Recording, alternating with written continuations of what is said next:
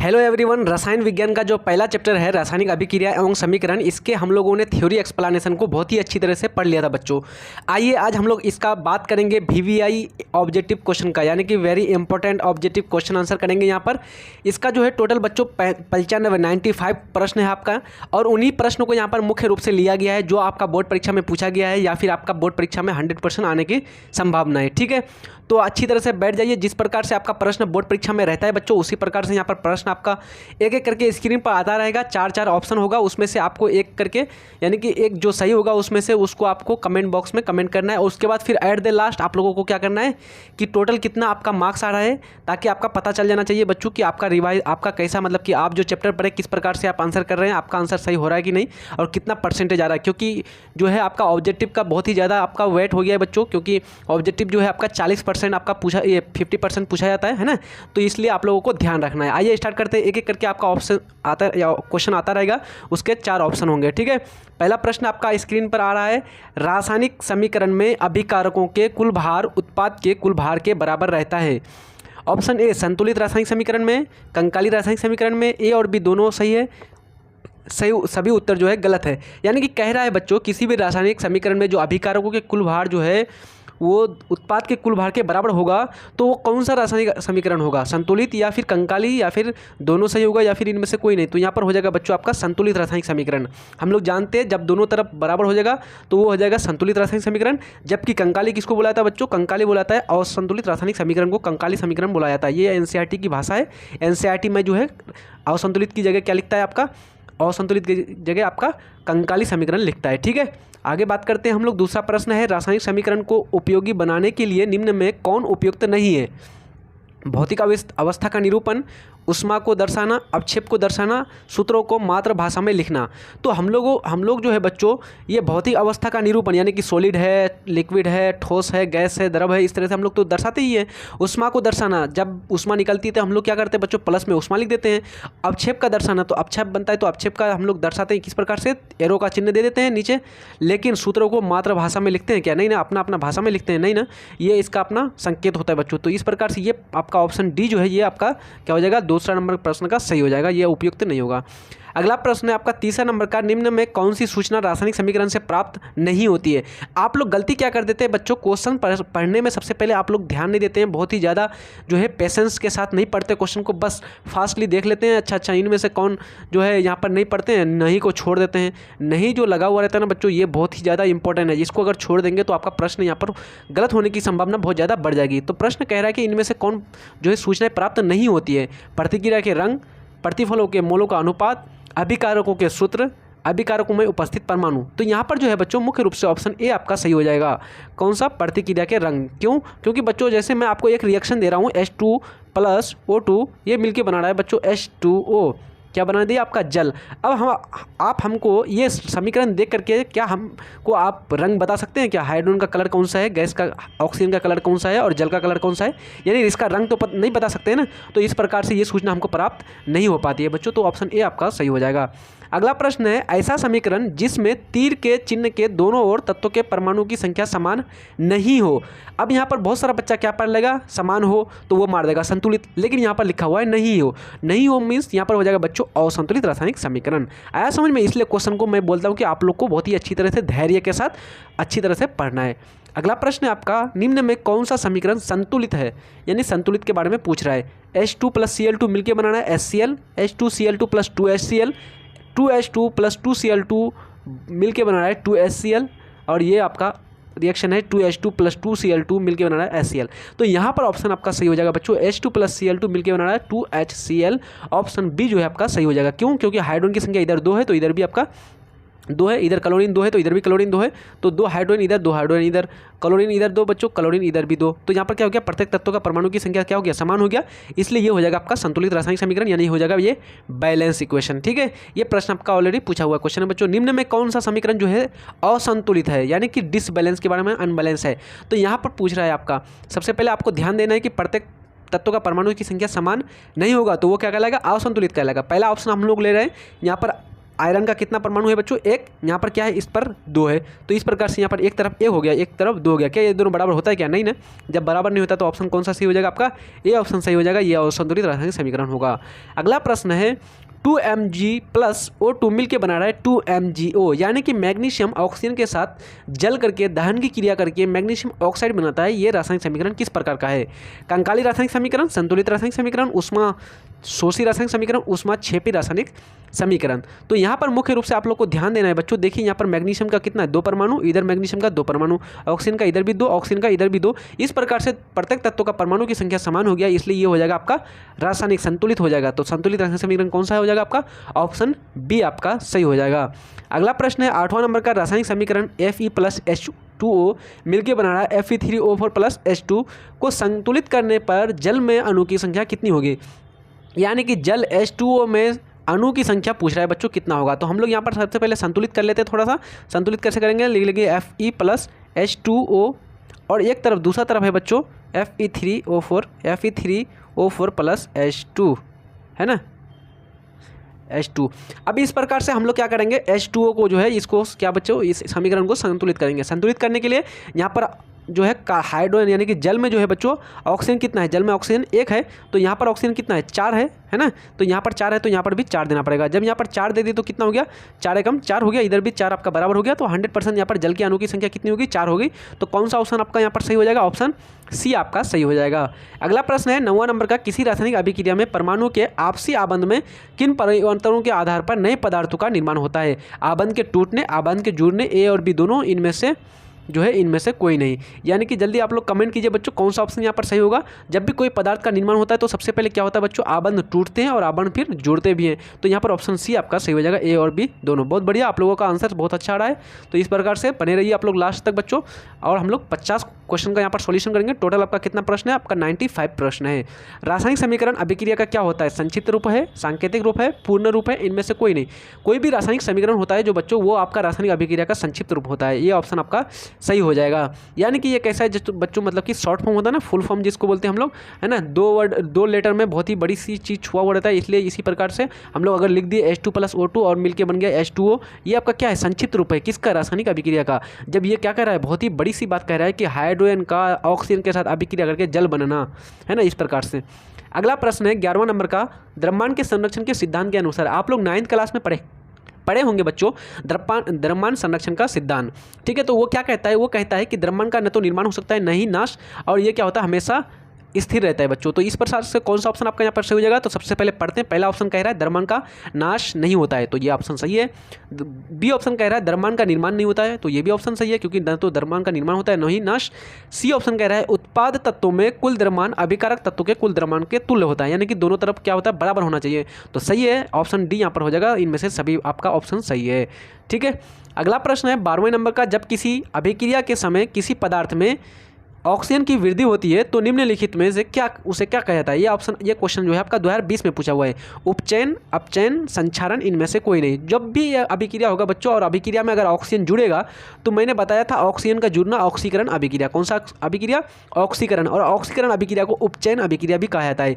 इसलिए कौन सा ऑप्शन आपका सही हो जाएगा, ऑप्शन ये आपका सही हो जाएगा। आप लोग को याद रखना है बच्चों, उपचयन अभिक्रिया किसको कहते हैं, ऑक्सीकरण को ही उपचयन कहते हैं। ठीक है, ये आपका एनसीईआरटी की भाषा है, एनसीईआरटी में दिया हुआ है उपचयन और अपचयन, लेकिन आपका भारतीय वन किताब में क्या दिया हुआ है, अपचयन दिया हुआ है, और ये ऑक्सीकरण और अपकरण है बच्चों। ठीक है, और अपचयन को क्या बोलते हैं, अपचयन को बोलते हैं अपकरण अभिक्रिया। आया समझ में, दोनों पॉइंट को आप लोग नोट डाउन कर लीजिए। हो सकता है कि नाम के आधार पर आप लोग थोड़ा सा क्या हो जाएंगे, मिसअंडरस्टैंडिंग हो सकता है। अगला प्रश्न आपका बहुत ही आसान सा प्रश्न है, बहुत ही हलवा सा प्रश्न है, ये तो आप लोग आसानी से दे देंगे। ग्लूकोज का रासायनिक सूत्र क्या होता है। ये आपका प्रश्न जो है 2020 का सेकंड सेटिंग में पूछा हुआ है, 2021 में भी पूछा हुआ है। तो ग्लूकोज का आप लोग को तो सब किसी को मालूम होगा ही बच्चों, C6H12O6, तो ऑप्शन सी आपका सही हो जाएगा। अगला प्रश्न आपका, रासायनिक अभिक्रिया में भाग लेने वाला पदार्थ को क्या कहा जाता है। 2020 में आपका सेकंड सिटिंग में पूछा हुआ है। तो यहाँ पर जो है रासायनिक अभिक्रिया में जो पदार्थ भाग लेता है उसको क्या कहते हैं, अभिकारक, उत्पाद, अभिकारक एवं उत्पाद दोनों, इनमें से कोई नहीं। तो हम लोग जानते हैं बच्चों, जो पदार्थ भाग लेता है उसको क्या कहते हैं, हम लोग अभिकारक कहते हैं। कैसे, जैसे H2 और O2 मिलकर के ये लोग दोनों भाग ले रहा है बच्चों, भाग लेकर के तब एक नया पदार्थ का निर्माण करेगा, इसलिए ये भाग लेने वाला पदार्थ क्या कहलाता है आपका, ये आपका अभिकारक कहलाता है, रिएक्टेंट कहलाता है इंग्लिश में। अगला प्रश्न है, निम्न में कौन अभिक्रिया का लक्षण नहीं है, यानी कि इसमें से कौन सा जो है अभिक्रिया का प्रॉपर्टी नहीं है। रंग का परिवर्तन, गैस का निकलना, अवक्षेप का बनना, अभिकारकों का तापक्रम स्थिर रहना। तो यहाँ पर ऑप्शन कौन सा सही हो जाएगा आपका, डी ऑप्शन आपका सही हो जाएगा बच्चों। यहाँ पर अभिकारकों का तापक्रम स्थिर नहीं रहता बच्चों, कभी तापक्रम बढ़ जाता है, कभी तापक्रम घट जाता है। बाकी रंग में तो परिवर्तन होता ही है, गैसों का निकलना, गैस निकलता है, अवक्षेप का तो बनता ही है बच्चों। आगे प्रश्न है आपका, Fe2O3 प्लस Al एल्यूमिनियम के साथ मिलकर बना रहा है Al2O3 प्लस Fe। ऊपर दी गई अभिक्रिया किस प्रकार की अभिक्रिया है, संयोजन अभिक्रिया, द्वितीय विस्थापन अभिक्रिया, वियोजन अभिक्रिया या फिर विस्थापन अभिक्रिया। तो यहाँ पर जो आपका ऑप्शन यहाँ पर जो दिया हुआ है बच्चों, ये प्रश्न आपका देखिए यहाँ पर Fe और O3 ये एल्युमिनियम क्या कर रहा है, Fe जो है आयरन उसको भगा देता है और उसका जो Gf है ऑक्सीजन उसको ले लेता है। तो इस प्रकार से यहाँ क्या किया, एल्युमिनियम हो गया बहुत ही ज़्यादा ताकतवर, और ताकतवर आदमी क्या किया, अपने से कमजोर आदमी को भगा दिया। इसलिए मैंने बताया था ऐसा रिएक्शन जब भी होगा वो होगा आपका विस्थापन अभिक्रिया, यानी कि आपका हो जाएगा एकल विस्थापन। ऑप्शन डी आपका सही हो जाएगा। अगला प्रश्न है, प्राकृतिक गैस का दहन किस प्रकार का रासायनिक अभिक्रिया, यानी कि किसी भी प्राकृतिक गैस को जब जलाएंगे तो किस प्रकार का अभिक्रिया होगा। तो मैंने बताया था बच्चों, जब भी किसी भी गैस को जलाएंगे तो मतलब उसको ऑक्सीजन के साथ अभिक्रिया कराएंगे, और अभिक्रिया यानी कि ऑक्सीजन के साथ। तो ऑक्सीजन का साथ जलना क्या हो जाएगा बच्चों, आपका जलेगा, जल करके क्या बनेगा आपका ऊष्मा और प्रकाश निकालेगा, ऊर्जा निकालेगा। तो वहाँ पर हो जाएगा वो आपका ऊष्मा क्षेपी अभिक्रिया। तो ऑप्शन आपका सी आपका सही हो जाएगा, ऊष्मा क्षेपी अभिक्रिया। अगला प्रश्न है 18वें नंबर का, शोषण किस प्रकार की रासायनिक अभिक्रिया, यानी कि जो शोषण है ये किस प्रकार की रासायनिक अभिक्रिया है, उपचयन, संयोजन, ऊष्माक्षेपी, ऊष्माशोषी। तो जो शोषण होता है बच्चों ये आपका ऊष्माक्षेपी अभिक्रिया किस प्रकार से, जैसे मैं बताता हूँ यहाँ पर, 1 सेकेंड बच्चों।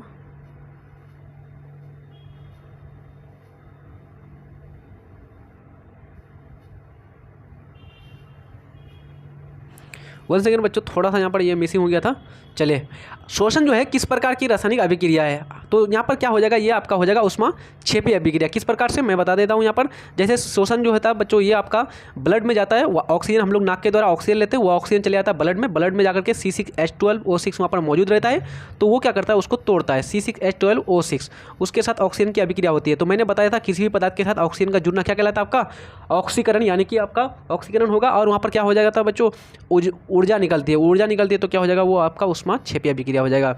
अगला प्रश्न है 19 नंबर का, सोडियम हाइड्रोक्साइड और हाइड्रोक्लोरिक अम्ल की अभिक्रिया से सोडियम क्लोराइड और जल बनते हैं, ये कौन सी अभिक्रिया है, यानी कि जब आपका सोडियम हाइड्रोक्साइड NaOH जो होता है बच्चों, इसके साथ हाइड्रोक्लोरिक अम्ल यानी HCl मिलता है, तो ये किस प्रकार का अभिक्रिया है। तो हम लोग जानते हैं NaOH एक क्षार है और HCl एक आपका अम्ल है। अम्ल और क्षार के मिलने से उदासीनीकरण अभिक्रिया होती है, इसलिए ऑप्शन बी आपका सही हो जाएगा। बहुत ही इंपॉर्टेंट प्रश्न था वो आपका। 20वां नंबर का प्रश्न है, रासायनिक परिवर्तन वस्तुओं के गुण और अवस्था में वह परिवर्तन है जिसके फलस्वरूप क्रिया के उलटने पर फलित वस्तु से आदि वस्तु की प्राप्ति होगी, नहीं होगी, होगी और नहीं भी हो सकती है। सभी उत्तर सत्य हैं।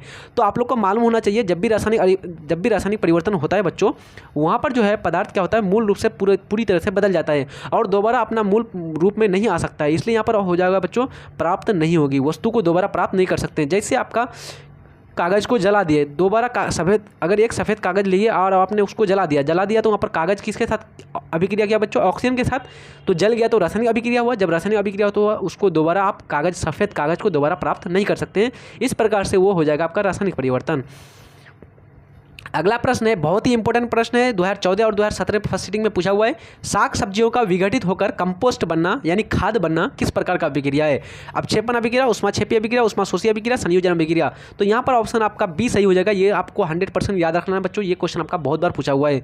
यानी कि जब भी साग सब्जियों का विघटित होगा तो वहाँ पर कौन सा अभिक्रिया होगा, ऊष्माक्षेपी अभिक्रिया होगा, यानी कि वहाँ पर ऊष्मा का उत्सर्जन होगा। अगला प्रश्न है, अर्जेंटम क्लोराइड जो है सूर्य प्रकाश की उपस्थिति में अर्जेंटम और जो है क्लोरीन में बदल गया। तो यहाँ पर सूर्य प्रकाश में ये रासायनिक अभिक्रिया किस प्रकार की है, संयोजन, ऊष्माक्षेपी, अपघटन, इनमें से कोई नहीं। तो यहाँ पर बोल दिया बच्चों ये सूर्य की प्रकाश की उपस्थिति में हो रहा है, तो कौन सा यहाँ पर हो रहा है बच्चों, अपघटन हो जाएगा। क्यों, क्योंकि ये टूट गया, अर्जेंटम क्लोराइड जो है 2 भागों में टूट गया, अर्जेंटम और क्लोरीन में, किसकी उपस्थिति में, प्रकाश की उपस्थिति में।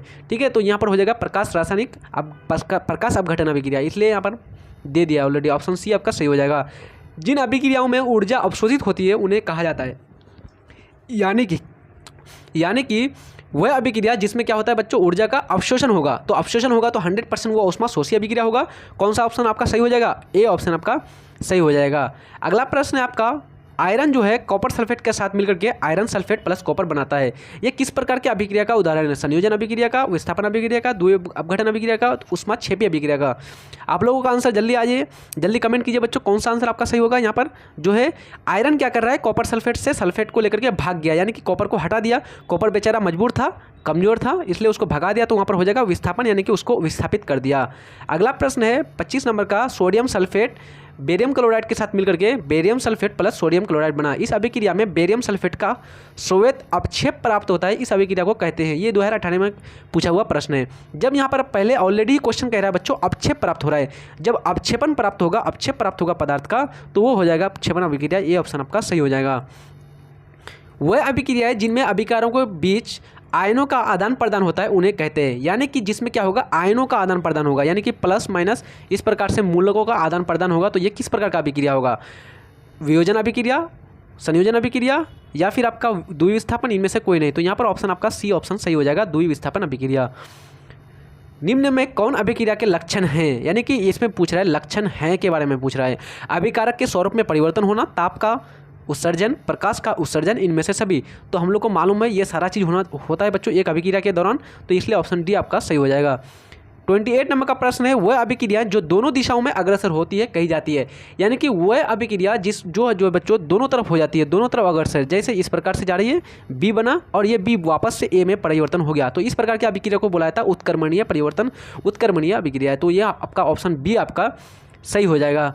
29 नंबर का प्रश्न है, वैसी रासायनिक अभिक्रिया जो एक ही दिशा में अग्रसर होती है उसे क्या कहते हैं? यानी कि ए जो है बच्चों सिर्फ और सिर्फ बी में बदल सकता है, बी जो है ए में बदल नहीं सकता है, तो इस प्रकार की अभिक्रिया को क्या कहते हैं? तो इसको कहते हैं अनुत्क्रमणीय अभिक्रिया, यानी कि ए ऑप्शन आपका सही हो जाएगा।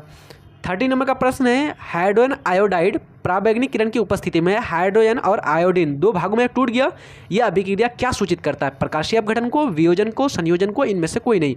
तो ये जो अभिक्रिया है प्रकाशीय अपघटन को क्या करता है, शो करता है, सूचित करता है। क्यों? क्योंकि यहाँ पर जो है अभिक्रिया किसकी उपस्थिति में हो रही है? प्रकाश पराबैंगनी किरण, यानी कि ये क्या है बच्चों, किरणें हैं, प्रकाश है ना, प्रकाश के बिंदु पथ को ही तो किरण कहते हैं। तो वो भी क्या किसकी उपस्थिति में हो रहा था? प्रकाश की उपस्थिति में। वैसी अभिक्रियाओं को जो प्रकाश के अवशोषण द्वारा घटित होती है कहलाती है प्रकाश रासायनिक, ऊष्माशोषी, ऊष्माक्षेपी, इनमें से कोई नहीं।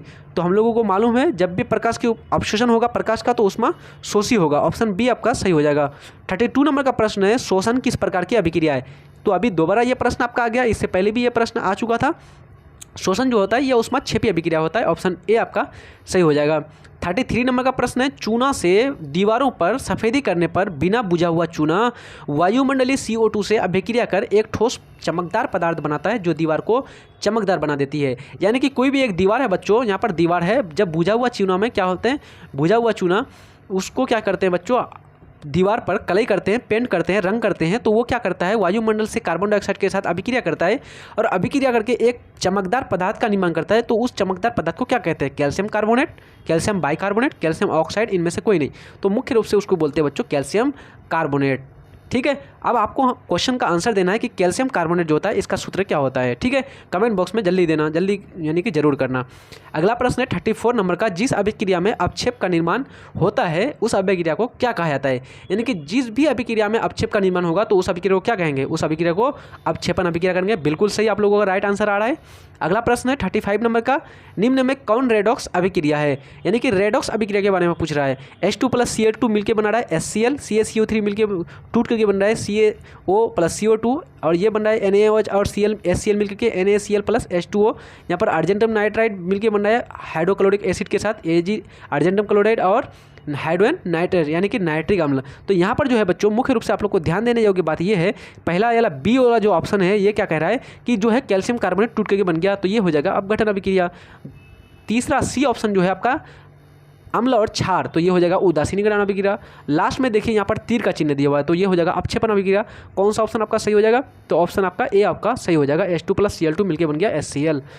36 नंबर का प्रश्न है, Mg और O2 मिलकर बना रहा है MgO, ये किस प्रकार की अभिक्रिया का उदाहरण है? यानी कि मैग्नीशियम जो है बच्चों ऑक्सीजन के साथ जल रहा है, जल करके मैग्नीशियम ऑक्साइड बन रहा है तो किस प्रकार का अभिक्रिया है ये? वियोजन अभिक्रिया, उपचयन अपचयन अभिक्रिया, विस्थापन अभिक्रिया या फिर आपका संयोजन अभिक्रिया। तो यहाँ पर देखिए बच्चों, आपका Mg और O2 क्या हो रहा है? मिल रहा है, दोनों जुड़ रहा है, तो जुड़ना क्या कहलाता है? आपका संयोजन अभिक्रिया। ऑप्शन आपका डी आपका सही हो जाएगा।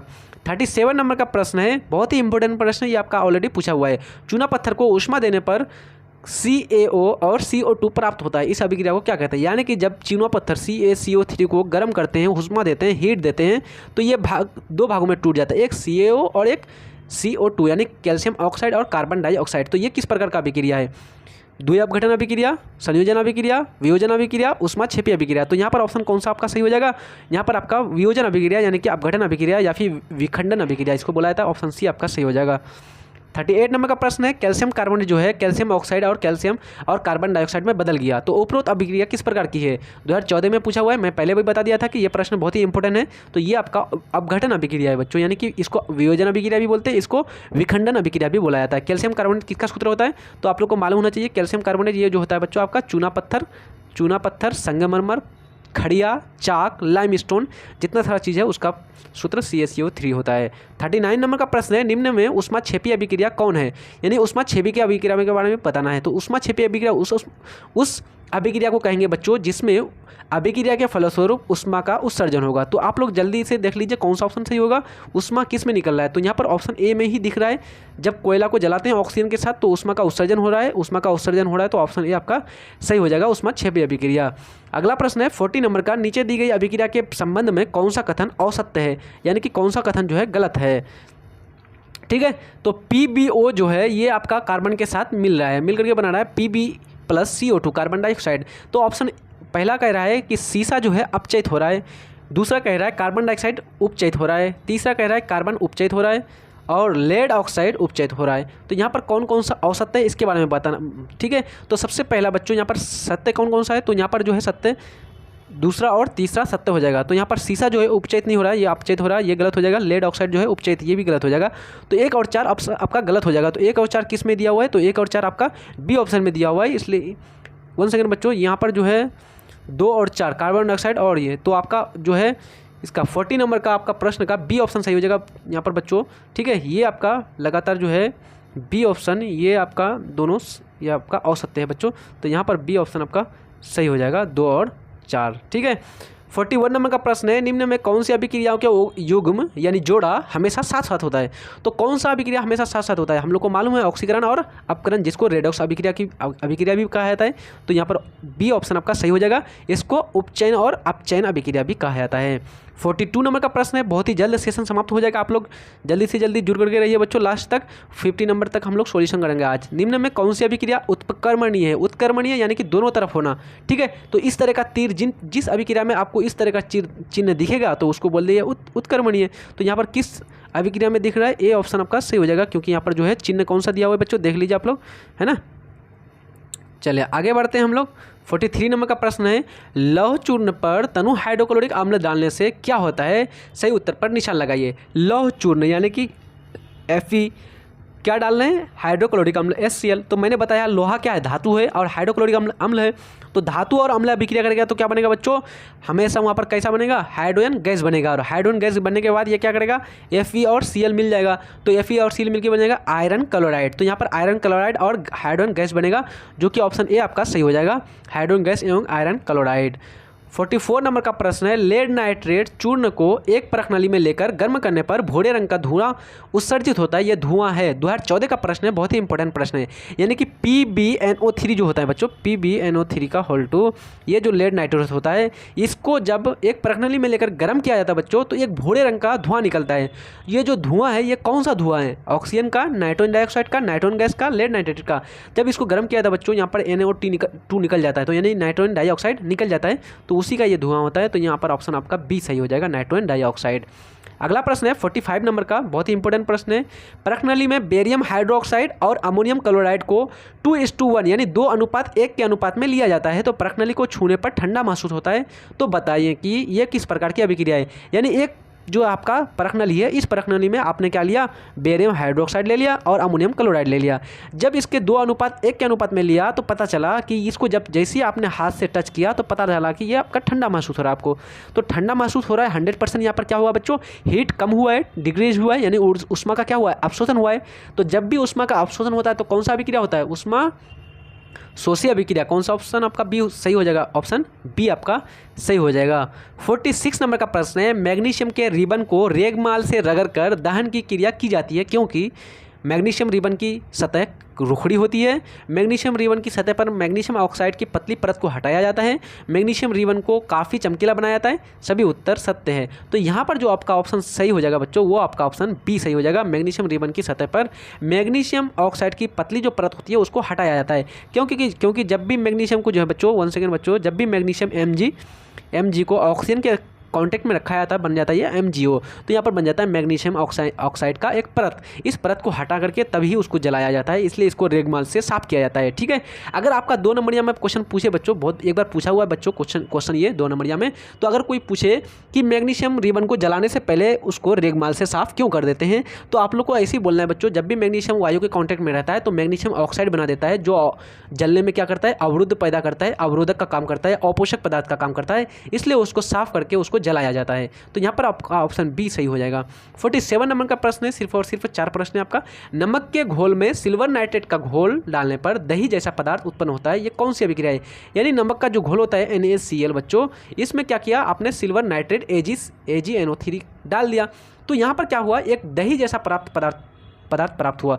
तो ये अभिक्रिया कौन सा होगा, विस्थापन, संयोजन, अवक्षेपण, उदासीनीकरण। तो दही क्या होता है बच्चों, वो नीचे बैठ जाता है ना, तो अवक्षेप की तरफ बैठ जाता है, तो इसलिए वो हो जाएगा अवक्षेपण अभिक्रिया। ऑप्शन सी आपका सही हो जाएगा।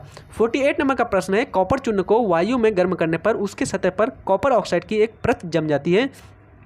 इस परत का जो रंग है वो कैसा होता है, श्वेत, काली, या फिर आपका ऑप्शन सी दे रहा है भूरा, या फिर आपका पीला। तो यहाँ पर जो आपका रंग हो जाता है बच्चों उसका काला हो जाता है, तो ऑप्शन बी आपका सही हो जाएगा। अगला प्रश्न है 49 नंबर का, ये सेकंड लास्ट प्रश्न है, इसके बाद आपका लास्ट हो जाएगा। दानेदार जो जस्ता है उस पर तनु सल्फ्यूरिक अम्ल डालने पर कौन सी गैस उत्सर्जित होती है। बहुत ही इंपॉर्टेंट है, VVI लिख दीजिए जल्दी, अपना कॉपी में नोट डाउन कर लीजिए। दानेदार जस्ता होता है बच्चों धातु, जिंक, Zn+, उसके साथ क्या मिलाना है, Zn के साथ क्या मिलाना है आप लोग, H2SO4 यानी कि सल्फ्यूरिक अम्ल। तो मैंने अभी बताया जब भी धातु के साथ अम्ल को मिलाएंगे H2SO4 तो क्या बनेगा, धातु और अम्ल मिलकर क्या बनाता है, हाइड्रोजन गैस बनाता है। तो कौन सा ऑप्शन आपका सही हो जाएगा, ऑप्शन बी आपका सही हो जाएगा। तो बहुत ही हलवा प्रश्न था आपको। अगला प्रश्न है, लास्ट प्रश्न है आज के सेशन का। उसके बाद जो है 35 प्रश्न हम लोग जो है 45 प्रश्न बच्चों, 45 प्रश्न आगे कि दूसरे पार्ट में सॉल्यूशन करेंगे। ठीक है, अगला पार्ट भी नहीं भूलेगा आप लोग देखने। और यहाँ पर जो है आपका सारा सिलेबस यहाँ पर पढ़ाया जाता है बच्चों, 10 क्लास 9 क्लास का भी हर चीज़ यहाँ पर पढ़ाया जाता है, इसलिए आप लोग को टेंशन लेने की जरूरत नहीं है। यहाँ पर जो है फुल्ली सिलेबस को कंप्लीट कराया जाएगा। 80% से 90% मार्क्स आप लोगों को लाना है। ठीक है, मैं बताते जाऊँगा आप लोगों को किस प्रकार से आप लोग को एग्जाम देनी है, किस प्रकार से आप लोगों को कॉपी लिखना है। नोट जो है टॉपर्स जो होते हैं वो किस प्रकार से अपना कॉपी लिखते हैं, कौन कौन सी गलतियाँ नहीं करनी है, क्वेश्चन पढ़ने के समय क्या क्या गलतियाँ नहीं करनी है, और एग्जाम से कई दिन पहले क्या क्या करना है, ये सब चीज़ हम धीरे धीरे हम लोग बात करते रहेंगे बच्चों। हम लोग अच्छी तरह से आप लोग के साथ जुड़ते रहेंगे, तब हम लोग को मज़ा आने वाला है। लास्ट प्रश्न हल कर लीजिए, उसके बाद फिर आप लोग आसानी से क्या कीजिएगा, आराम कीजिएगा। लेकिन लास्ट में आप लोग को बताना है कि टोटल आपका कितना मार्क्स आ रहा है, ताकि पता भी चले कि मेरे बच्चे जो है किस प्रकार से मेहनत कर रहे हैं। ठीक है, 50वां नंबर का प्रश्न है, अम्लीय जल का विद्युत विच्छेदन के फलस्वरूप हाइड्रोजन और ऑक्सीजन गैस इलेक्ट्रोड पर उल्टे प्रश्नली में जमा हो जाता है, इनके आयतनों में क्या संबंध होगा। 2019 का बोर्ड मॉडल में दिया हुआ है बच्चों। तो आप लोग को मालूम होना चाहिए, जब ये आपका होगा बच्चों H2O यानी कि जल, ये टूटेगा और इलेक्ट्रोड पर जमा होगा, तो हाइड्रोजन का क्या होगा बच्चों, 2 गुना, और ऑक्सीजन का 1 गुना, क्योंकि हाइड्रोजन क्या है, H2 में और ऑक्सीजन 1 है, तो यहाँ पर 2:1 के रूप में यहाँ पर होगा। तो यहाँ पर हाइड्रोजन गैस का कितना होगा, हाइड्रोजन गैस का आयतन जो है ऑक्सीजन गैस के आयतन का कितना हो जाएगा, 2 गुना हो जाएगा, यानी ऑप्शन ए आपका सही हो जाएगा। आप लोग सारा ऑप्शन पढ़ के देख लीजिए, यानी कि ऑप्शन आपका ए आपका सही हो जाएगा। ठीक है, तो आई थिंक आज का सारा चीज़ आप लोग को समझ में आ गया होगा बच्चों। अगर आप लोग चैनल में नए हैं तो सब्सक्राइब कर दीजिए, अपने फ्रेंड सर्कल में जल्दी से धमाकेदार रूप से एक बार शेयर भी कर दीजिएगा। आप लोग लाइक करने नहीं भूलिए, आप लोगों के लिए बहुत ही इसी प्रकार से मज़ेदार और इंपॉर्टेंट ऑब्जेक्टिव लेकर के आएंगे। इससे अगर आउट आएगा बच्चों तो पढ़ाना छोड़ दूंगा मैं। बहुत ही अच्छा प्रश्न यहाँ पर चुना हुआ है, और यहाँ पर जो है सारा प्रश्न आपका या तो पूछा हुआ है या फिर आपका बोर्ड परीक्षा में आने की 100% संभावना है। ठीक है, तो मिलते हैं नेक्स्ट वीडियो में, तब तक के लिए जय हिंद, धन्यवाद।